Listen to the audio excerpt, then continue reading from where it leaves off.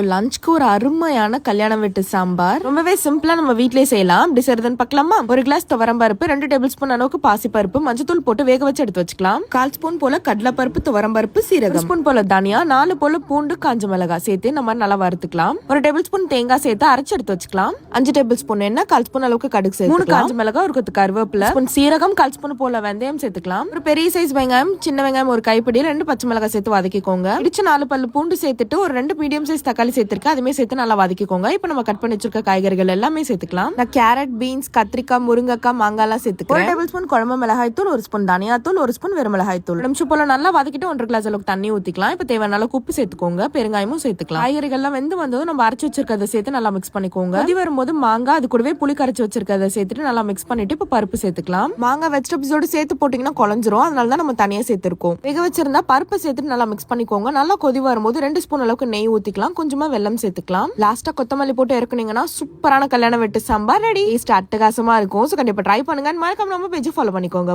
By.